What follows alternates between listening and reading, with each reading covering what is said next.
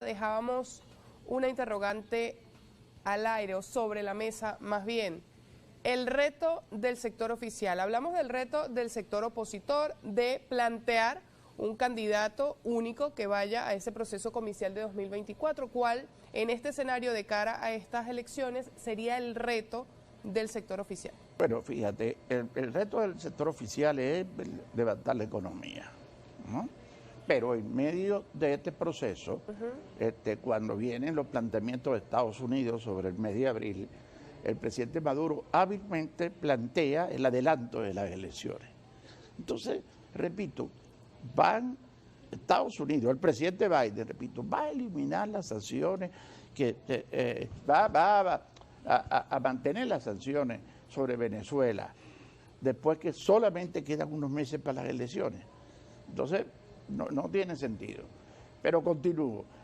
Esa parte en la cual el reto del sector político es la economía para mí, que tiene muchos problemas. No es posible que 640 empresas del Estado las tenga el Estado para llevarlas adelante y la ha tomado el sector privado. No tiene sentido, tiene que entregarle las autopistas y de la manera que sea, pues para que las haga el sector privado.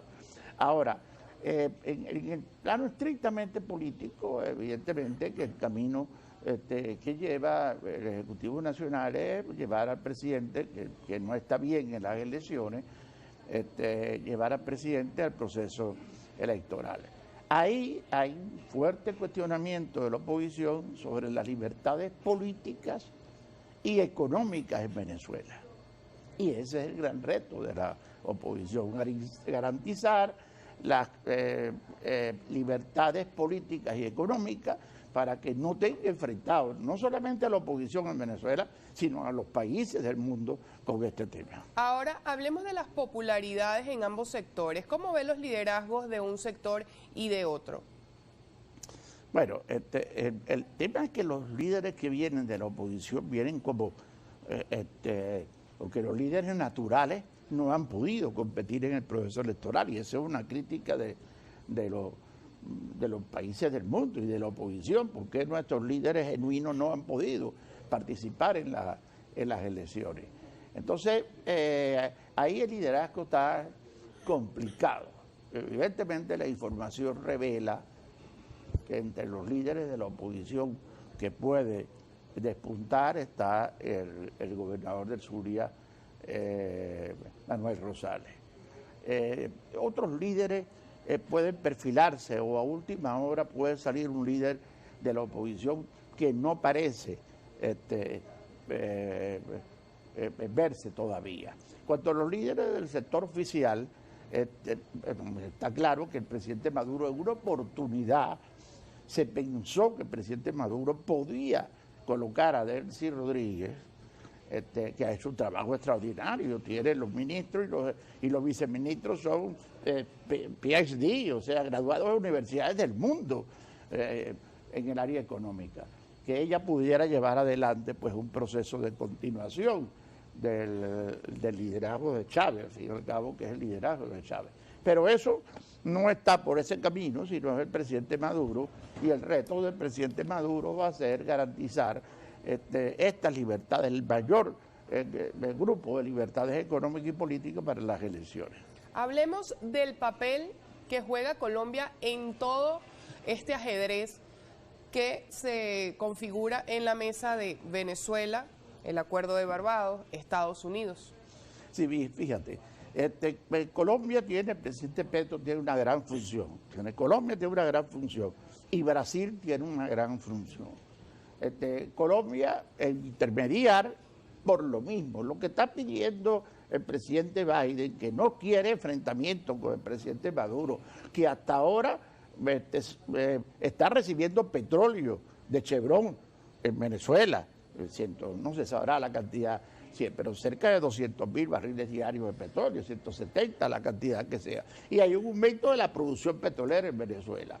Entonces la intermediación del presidente de Colombia para que la oposición pueda sentirse con las libertades necesarias para ir al proceso electoral.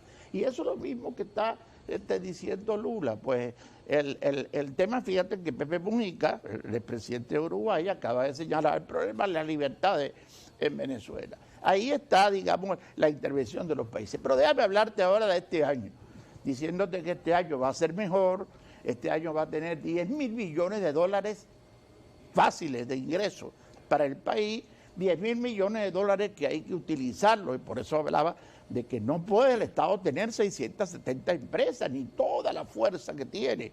Esas son dos tendencias que hay en el gabinete, la tendencia ideológica de que el presidente Maduro se mantenga manejándolo todo lo maneja el Estado, y los pragmáticos que dicen, no, hay que entregarle al sector privado parte del proceso. Este año va a ser mejor, Francis. Vamos a revisar la participación de la audiencia a través de las redes sociales. Oscar Sánchez le escribe, buenos días.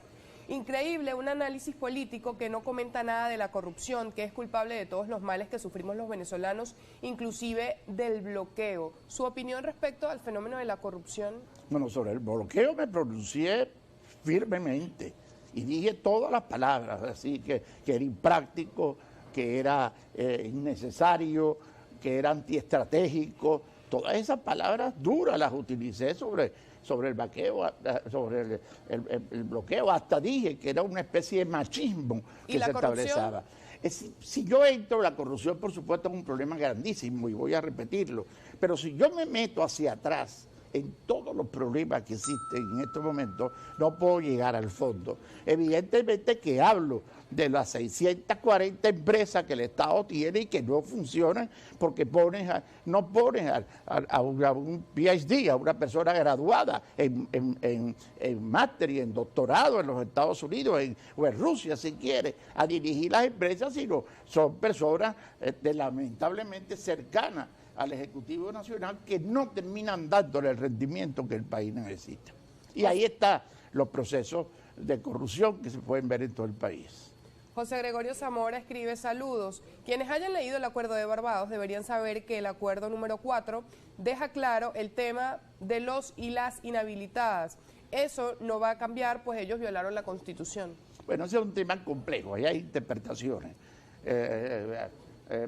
Gerardo Blay, que ha hecho un tremendo trabajo, ha dicho que hay que cumplir los acuerdos que están en Barbados. De Estados Unidos, volvemos otra vez, los asesores de Biden hablan de las libertades, más libertades, y es necesario soltar detenidos, es necesario dar más libertades a la oposición, incluso hablan de temas concretos que yo lo señalé.